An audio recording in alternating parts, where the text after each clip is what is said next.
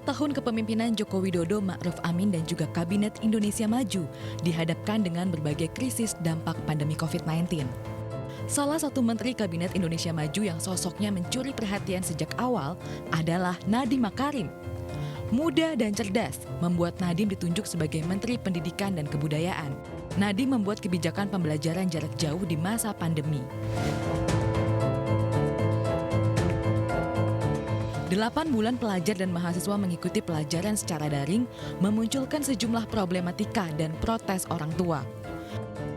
Permasalahan akses teknologi dan jaringan, kuota, hingga kesehatan mental siswa dinilai masih memiliki sejumlah persoalan. Perhimpunan untuk Pendidikan dan Guru meminta Kemendikbud menunda pelaksanaan asesmen yang rencananya digelar Maret 2021.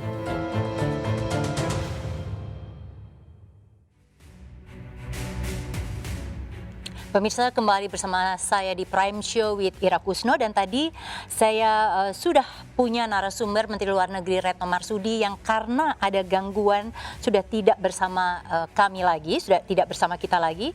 Tetapi saya memiliki seorang menteri muda dan banyak harapan dilekatkan kepada menteri ini. Pada pidato pertama usai pelantikan, salah satu prioritas yang ditekankan oleh Presiden Jokowi adalah pembangunan manusia unggul. Sektor pendidikan menjadi kunci utama dalam membangun SDM unggul dan terampil. Dan malam ini tamu saya juga yang lain adalah Menteri Pendidikan dan Kebudayaan Nadiem Anwar Makarim. Namun sebelum berbincang lebih jauh, kita lihat seperti apa tantangan yang dihadapi oleh Mas Menteri Nadiem Makarim. Ya. Baik, tadi kita sudah pasang VT-nya, kita langsung saja ke Mas Nadiem. Mas Nadiem, selamat malam, sehat-sehat terus? Selamat malam, alhamdulillah sehat. Iya, Mas Nadiem, ini begitu banyak persoalan muncul selama pemberlakuan PJJ ya, pembelajaran jarak jauh, karena kita semua ini terpengaruh oleh pandemi COVID-19. Tapi kemudian persoalan-persoalan itu dianggap tidak cukup sigap dihadapi oleh Kemendikbud begitu ya. Ini mulai dari jaringan internetnya tidak rata, orang tua tidak mampu beli kuota, tidak semua siswa punya gadget, bahkan sistemnya pun dianggap membuat stres bukan hanya orang tua, guru, tapi juga terutama murid. Evaluasinya sampai saat ini seperti apa, Mas Nadiem?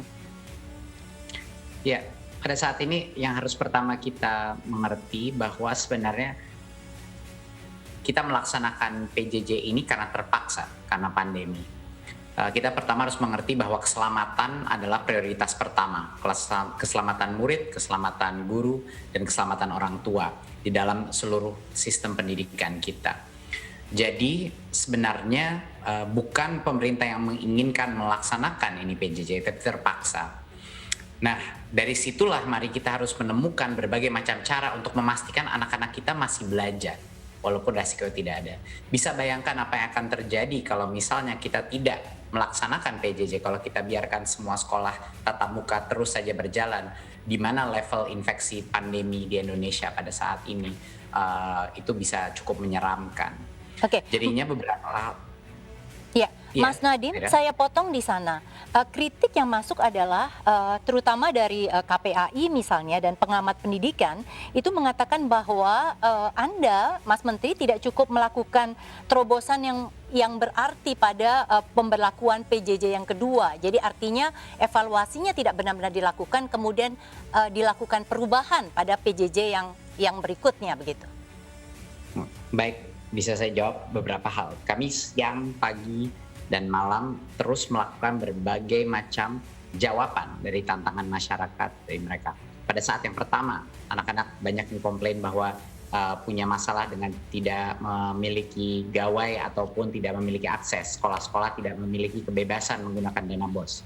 Dana BOS kita bebaskan untuk membeli gawai, meminjamkan gawainya, membeli kuota, dan melaksanakan berbagai macam protokol kesehatan bagi yang siap belajar.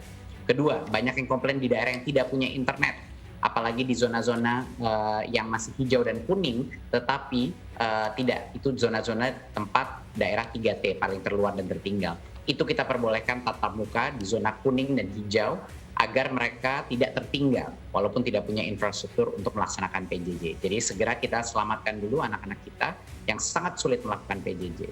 Ketiga, kita mendengarkan komplain utama dari berbagai macam guru dan murid bahwa ketuntasan kurikulum ini menjadi memberatkan yang luar biasa. Sehingga kita mengeluarkan yang namanya kurikulum darurat, di mana seluruh standar pencapaiannya kami ringkas dengan secara dramatis sehingga guru-guru bisa fokus kepada yang esensial persyaratan untuk maju ke jenjang berikutnya agar tidak ada ketertinggalan. Lalu kami mendengar komplain utama bahwa biaya operasional orang tua tiba-tiba menjadi begitu besar karena harus melakukan berbagai macam pertukaran data dengan menggunakan WA, Zoom, dan berbagai macam.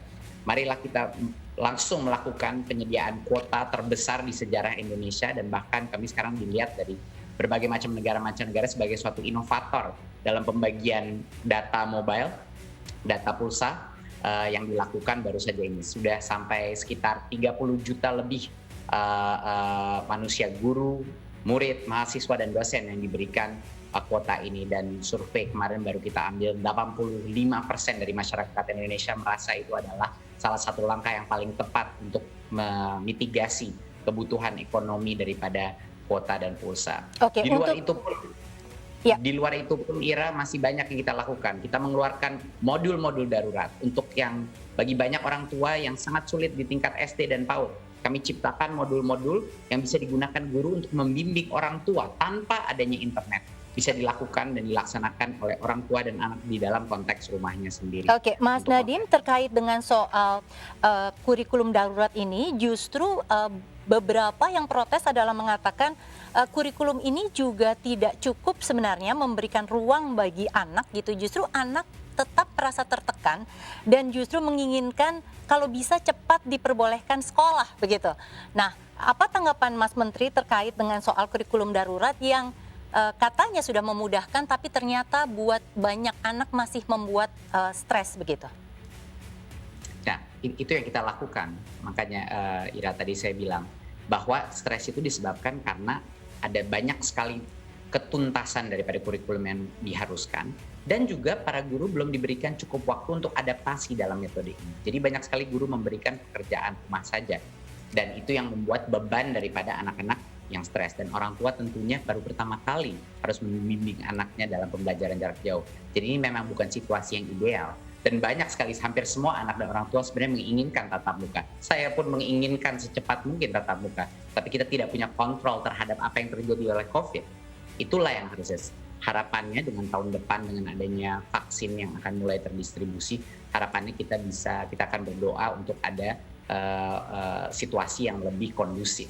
Oke, tapi pada saat yang di luar kontrol kita pada saat ini adalah pandemi. Kalau pandemi masih berjalan terus, apakah itu tepat waktunya untuk membiarkan begitu banyak jutaan anak untuk masuk ke dalam kelas dan berpotensi menularkan kepada orang tua dan kepada nenek kakeknya? Berarti itu adalah dilema yang kita hadapi bersama dan yang tidak mudah. Mas Nadiem, sebelum kita lanjut tentang soal rencana ke depan begitu ya, karena kita belum tahu ujung pandeminya seperti apa, kita mau putarkan satu video ini tentang bagaimana keseharian beberapa anak harus melakukan PJJ. Silahkan. Di Mas Nadiem, itu tadi serba-serbi untuk PJJ begitu, memang sulit ya. Dan walaupun tadi sudah dilakukan penyesuaian, survei dari Pusdatin Kemendikbud Juli yang lalu menemukan para siswa tidak bisa memahami pelajaran, susah konsentrasi, dan nggak bisa tanya sama guru. Bahkan juga ditemukan 87% guru hanya memberikan tugas atau soal-soal. Bagaimana Mas evaluasinya? Ini memang sulit untuk semuanya begitu ya. Tetapi bagaimana evaluasi dari hasil survei ini sendiri, mau diadakan perbaikan ke dalam? Ya, evaluasi itu adalah ya tantangan utama kita untuk terus memberikan penyederhanaan yang terbaik untuk dari sisi kurikulum. Kami melatih para guru bagaimana menggunakan toolkit digital. Kami melakukan berbagai macam aktivitas dengan guru, platform-platform berkolaborasi seperti Guru Berbagi, untuk bisa memberikan suatu platform kolaborasi untuk menemukan bagaimana titik temunya. Tapi ya memang bukan hanya di Indonesia, Mbak Ira, di seluruh dunia ini memang situasi yang sedang sangat tidak ideal. Tapi kita harus memastikan bahwa anak-anak kita masih ada pembelajaran yang terjadi sehingga mereka tidak tertinggal pada saat pandemi ini sudah reda. Oke, Mas Nadiem, ini kan tadi Anda sebutkan bahwa pemerintah ada rencana untuk vaksinasi meskipun saat ini juga masih banyak kritik di sana sini dan belum ada kepastian. Nah, kalau melihat situasinya seperti ini, terus kemudian rumah makan boleh dibuka, mal boleh buka, pilkada jalan terus, tapi kan ada kekhawatiran kalau soal sekolah gitu. Melihat situasi pandemi, terus kemudian kritik yang masuk, tekanan yang ada saat ini, kira-kira ke depan itu ada gambarankah Mas Nadiem untuk soal pembelajaran bagi siswa dan anak didik ini?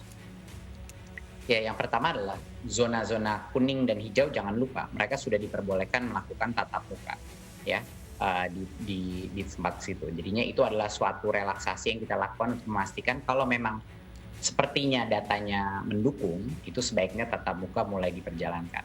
Saya tidak bisa memberikan janji mengenai apa yang akan terjadi di tahun depan di 2021 karena kita tidak tahu arahnya pandemi ini kemana gitu, karena bisa saja terjadi lebih tinggi, bisa juga tingkat infeksi lebih rendah, tapi itu adalah keputusan yang bukan di Kementerian Pendidikan dan Kebudayaan. Itu adalah suatu zonasi dan merah, kuning, hijau itu ada di Satgas COVID-19. Kemendikbud yang menentukan protokol tatap muka seperti apa yang diperbolehkan pada saat zona itu menjadi kuning atau hijau.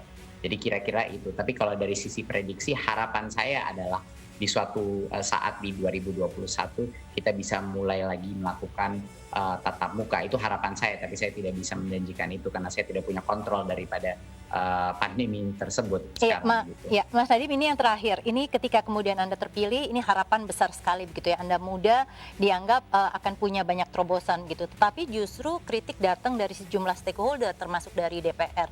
Dianggap Anda ini menteri yang tidak terlalu suka melibatkan banyak stakeholder yang sebelumnya dilibatkan begitu ya.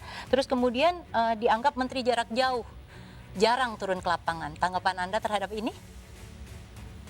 Ya, kalau memang itu persepsinya, kami di Kemendikbud selalu senantiasa berpikir kepada apa yang harus kita lakukan segera untuk mengurangi krisis dan penderitaan yang dilakukan masyarakat pada saat ini. Jadi tim Kemendikbud itu pada saat menjawab mahasiswa ada resiko tidak bisa drop out karena tidak ada kesulitan ekonomi, kita bantu dengan 1 juta mahasiswa dengan UKT. Pada saat dana BOS tidak bisa diberikan kepada guru honorer, kita lepaskan maksimal restraint dana BOS diberikan untuk guru honorer di masa krisis ini. Pada saat sekolah swasta semuanya teriak-teriak karena banyak sekali orang tua tidak mampu dan tidak ingin membayar SPP mereka, kami kerahkan BOS afirmasi dan BOS kinerja yang tidak pernah tadinya untuk sekolah swasta. Jadi daftar daripada seluruh aktivitas yang telah kita lakukan untuk menjawab penderitaan masyarakat, termasuk kebutuhan kuota yang sekarang puluhan juta menikmati relaksasi daripada biaya perusahaan kuota, itu adalah prioritas kita pada saat ini. Prioritas saya dan prioritas kementerian. Bagaimana seperti yang Pak Presiden bilang, harus ada sense of crisis. Kita harus selalu menjawab mana yang paling kritis di saat ini. Dan tentunya banyak sekali lompatan daripada yang kita mau lakukan di Merdeka Belajar. Walaupun banyak yang alhamdulillah masih terjaga, tapi banyak juga yang tertunda ataupun terganggu karena situasi krisis ini. Tapi itu yang namanya pemerintah dan beban kepemimpinan. Kita harus mengatasi krisis yang ada di saat ini dulu, sehingga masyarakat tidak terlalu terugikan dengan krisis pandemi ini. Iya. Nadiem Makarim, Mendikbud Republik Indonesia. Terima kasih Mas Nadiem.